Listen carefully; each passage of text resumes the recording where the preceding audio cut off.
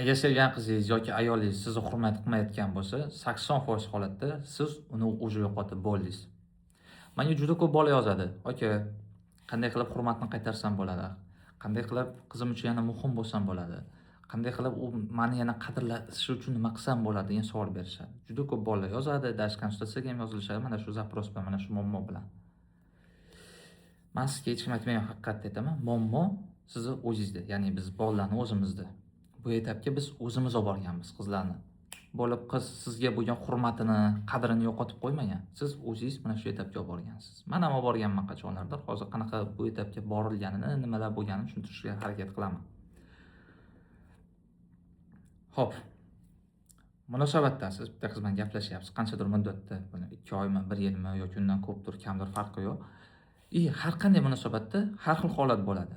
Tushunmovchilik, chegarani buzish, sizga yoqmaydigan gap aytishi mumkin, ish qilishi mumkin, qilmaydigan ishingizni qilgan bo'lishi mumkin.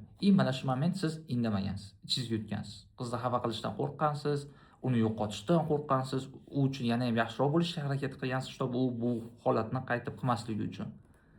Natijada undan battar u sizga bo'lgan hurmatini yo'qotishni boshlagan. Siz qizni yo'qotishdan qo'rqib, yana ko'proq harakat qilgansiz, e'tibor, sovg'a, salom bergan bo'lishingiz mumkin, podarka bergan bo'lishingiz mumkin, xullas va hokazo narsalar. Mana shundan hamma narsa boshlanadi. Birdaniga bo'lib qiz sizga bo'lgan hurmatni yo'qotib qo'ymaydi. Bu sekin-sekin, qadamma-qadam bo'ladi. Prosta siz buni endi tushunib yetdingiz. Menimcha shuning uchun ham shu videoni ko'ryapsiz. Xo'p. Nima qilsa bo'ladi? Nima qilish kerak degan savol paydo bo'lishi mumkin, lekin undan oldin men bolalar qiladigan xatolarni aytaman. Mana kecha bo'lgan holat, menga konsultatsiyaga bitta bola yozildi. Zaпрос shunaqa, muammo shunda, ya'ni qizim hurmat qilmayapti, e'tibor bermayapti. E'tiborni qaytarish uchun nima qiling, nimadir qildingmi o'sha desam, javob: "Ha, gul jo'natdim, sovg'a berdim, vнимание qildim u uchun, harakat qildim, kurashdim u uchun. Kechalar telefon qildim, SMS yozdim, javob bermasam harakat qildim, sovg'a jo'natdim, xullas va hokazo narsalar qildim" deyapti. Bu birinchi xato. Ikkinchisi, men o'zim qilgan xato. O'zim bitta qiz bilan gaplashib yurganda, u menga nisbatan hurmatsizlik qilgan. Men unga bu holatni aytib tushuntirishga harakat qilganman. Ya'ni, "Voy, qarang, mamka o'tir. Bizda shu narsalar bo'lyapti. Bu narsa menga yoqmayapti. Buni to'g'rilashimiz kerak, harakat qilishimiz kerak" deb u bilan gaplashib tushuntirishga harakat qilganman. Natija bo'lmagan. Bo'lgan, bir hafta 10 kun hamma narsa yana o'z joyiga tushdi, yaxshidek bo'lgan. Keyin yana qaytib mana shu etapga kelib qolganmiz. Men tushundim, shu hurmatni qanaqadir gap bilan yoki sovg'a bilan qaytarib olib bo'lmaydi. Naborot, undan battar yo'qotishni boshlaysiz. Yoki uchinchisi xato bu chidash. Ya'ni o'ziga kelib qoladi, o'zini joyiga tushib qoladi, o'zini bosib oladi, tushunib yetadi deb kutish.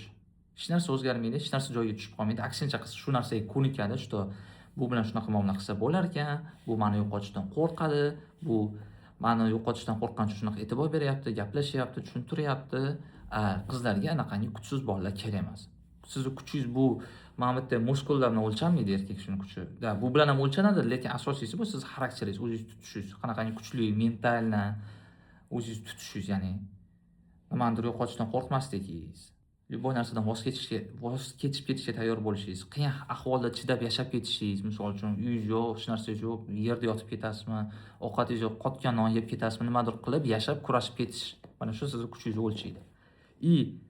Siz bitta qiz uchun o'lib, tirilib, orqasidan yalanib yursangiz, men qo'polroq qilib aytaman, o'lib, tirilib yurmagandir, baribir uni ko'zida siz shunaqa ko'rinasiz.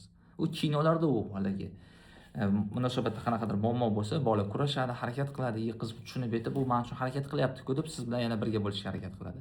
Hayotda unaqa ishlamaydi.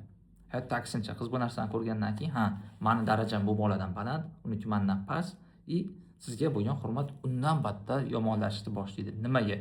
Chunki boya aytgandek, qizlarga kuchli erkak kerak. Bitta qizni orqasidan yalinib, yig'lab yurgan bola kerak emas. Даже u o'zi bo'lsa ham. Bu подсознательно bo'ladigan holat. Xo'p. Tushundim. Qanday qilib hurmatni qaytarsam bo'ladi degan savol menimcha sizga qiziq. Hurmatni qaytarsa bo'ladimi? Ha, bo'ladi, lekin siz o'ylagan yo'l bilan emas. Siz pozitsiyani polni o'zgartirishingiz kerak. Ya'ni bu qanaqa bo'ladi? Birinchisi bu chegara qo'yish. Ya'ni sizga yoqmaydigan nimadir bo'lyaptimi munosabatda? Sizga yoqmayaptimi bu narsa? Sizni chegarangizni buzib ketyaptimi? Bo'ldi, stop. Tugatamiz. Menga bunaqa narsa kerak emas. Ikkinchisi, harakat. Ya'ni o'sha chegarangizni buzdimi, harakat qilishingiz kerak. Voy, bo'ldi, mana shu yerda to'xtatamiz, ketaman men. Munosabat tugadi mana shu yerda. Omin, tugadi hammasi. Bu prosta gapda emas, realni shunaqa qilishingiz kerak. Gapda qilib yana gaplashib ketsangiz, bu gapirar ekan, yana yuraverar ekan deydi. Realni siz undan voz kechib ketishga tayyor bo'lishingiz kerak. Siz chegarangizni buzdimi, harakat qilishga tayyor bo'lishingiz kerak. Paradoks shundaki, aynan mana shu holatda, ya'ni qizni yo'qotishdan qo'rqmasligingizda, qizdan voz kechib ketishga tayyor bo'lganingizda, siz hurmat qaytarishga imkoniyat bo'ladi sizda, shans bo'ladi. Lekin shunda ham garantiya emas, chunki yo'qotilgan hurmatni tiklash juda ham qiyin, deyarli iloji yo'q narsa. Siz undan voz kechib ketishga tayyor bo'lgan momentingiz, qiz sizni yo'qotishdan o'zi qo'rqib, bu bola kuchli ekan, mendan voz kechib ketishga tayyor ekan deb, o'zi siz bilan birga bo'lishga harakat qiladi. Mana o'sha moment sizda shans bo'ladi. Hozir siz videoni ko'rdingiz, bo'ldi, tushundim, shunaqa ekan deb bilib oldim o'zim uchun. Voz kechib ketishga tayyor bo'lar ekanman, ketishim kerak ekan deb baribir ketmaysiz. Men bilaman, chunki men konsultatsiyaga keladigan bolalar ham bor, muammosini aytadi. Shu narsani qilsam, ba'zilari qiladi, natija bo'ladi, ba'zilari qizni qo'yib yuborishdan qo'rqadi. Natijada yana 1 oydan keyin, 2 oydan keyin yana yozishadi, yana aloqaga chiqishadi. Sizda ham katta ehtimol ko'pchilikda hozir videoni ko'rayotganda shu holat takrorlanishi mumkin. Shuning uchun ham men praktikaga tayyorladim. Ya'ni bitta kurs ichida aynan mana shu qiz uchun muhim bo'lish, chegarani to'g'ri qo'yib olish, sizni qiz hurmat qilish uchun asosiy narsalar, chegaradan chiqib ketmasligi uchun nima qilish kerak, urush paytlari nima qilish kerak, qanaqangi o'z tutishingiz kerak, qanaqangi kuchli erkak bo'lish kerak. Qisqa qilib aytganda, munosabatlarni ido boshqarish, undan tashqari shu agar munosabatda qizingiz bo'lmasa, qizlar bilan tanishish, gaplashish, xullas hamma narsa bor. Agar sizga qiziq bo'lsa, agar yozilmoqchi bo'lsangiz, hozir chegirma ketyapti. Video pastiga Telegramga havola link qoldiraman. Adminga o'tib, yozib, savollaringiz bo'lsa berib, tanishib chiqishingiz mumkin. Tanlov o'zingizda, yoki chidab yurasiz sizga bo'lgan hurmatsizlikka, yoki hozirdan nimadir qilishni boshlaysiz.